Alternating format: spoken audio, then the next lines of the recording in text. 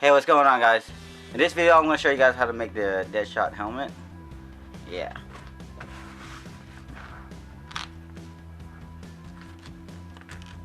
Something like that. Alrighty, y'all, let's get started. I'm going to take Mr. ED here and put a temporary mouth plate around his mouth because he talks too much. Well, actually, it doesn't talk enough. I spend a whole lot of time by myself in my studio, so I talk to ED a lot. So now I got my high-tech template maker and my high-tech duct tape wrapped around his head, and I'm only going to need one side. And this is basically how I do all my helmet builds.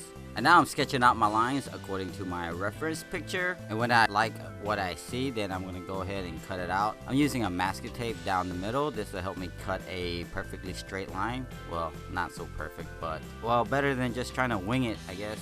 Once I get all that cut, then I'm going to carefully peel every piece out and use some spray adhesive and transfer my patterns over to a cardstock piece of poster board.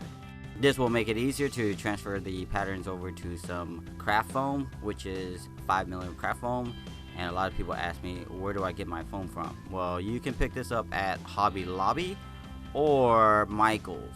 I don't know if they have 5mm, but yeah, that's what I like to use. Because this foam is smooth on both sides, I don't have to worry about flipping my patterns over to make it symmetrical. I can just do that when I'm gluing my pieces together.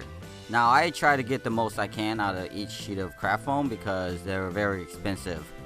Yeah, you can probably find them for about $1.30 a sheet. And that's a lot these days. I remember back then. Don't get me started on that. Alright, so now I got all my pieces all cut out. I'm going to use some barge contact cement to glue my pieces together. And you can always use dab weldwood. You can find that at Home Depot or Walmart. Find that in the paint section. Now I like to attach my pieces together on top of this wax paper, which the glue won't stick to, and it'll help me get my edges together real nice and smooth without it being all jagged or roughy. But yeah, so far so groovy, and I'm starting to question my progress. Not sure if I like it. Sometimes my helmet comes out really funky until I apply some heat, so I can do some molding and sculpturing. You got to keep in mind that this material is originally flat, and you're trying to wrap this thing around your head, so you have to use some heat to get yourself some nice curvatures. I suggest using a heat gun because a hairdryer just won't get hot enough. Now I'm going to add some trimming around the eyes, like eyelashy thingies, and this will make it look not so funky. When you're applying these small little accents, you can actually use super glue. I use that sometimes. Now I'm not too happy with the way the mouth plate looks, so I'm going to see if I can make some improvements to this design. So I'm going to cut off the mouthpiece and glue on another piece, which I'm a little bit more happy with. And now that I'm digging what I'm cooking, I'm going to draw on some lines and mark some dots. This is where I'm going to burn some holes in as breathing apparatuses, I guess. Now that I'm happy with the way my helmet's looking, I'm gonna apply some Mod Podge, a couple coats usually. And once all that is dry, I'm gonna apply some gray paint. Now you're wondering, why am I putting gray paint? Why shouldn't I be painting it white? This will help me ensure total coverage of paint, because when you paint white on top of white, it's hard to see if I missed a spot or not. While I'm waiting for paint to dry, I'm going to work on my eyepieces, which is a bunch of circles with more circles. I'm using a color gel for, a lighting system and stuff like that. And I'm going to glue that on there using super glue. And it's going to have this funky looking bracket thingy. It's going to mount to the side of the head. Now that my paint is dry, I'm going to apply some white with a little bit of gray in there, because I don't want it to be all white.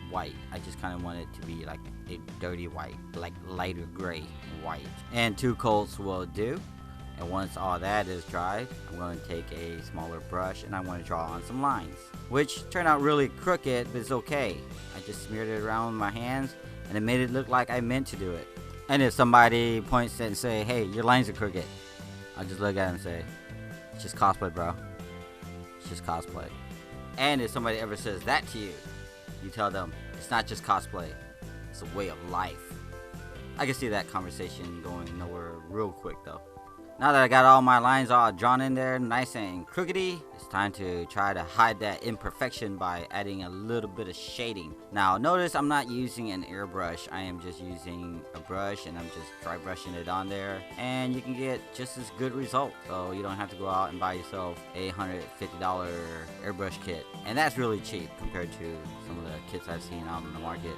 They can run you about $300-400 bucks. But I go to Harbor Freight, pick up my kit there, cheap, get you by. And if you noticed, I didn't use an airbrush on the whole entire cosplay. I basically brushed everything on with the paintbrush using acrylic paint.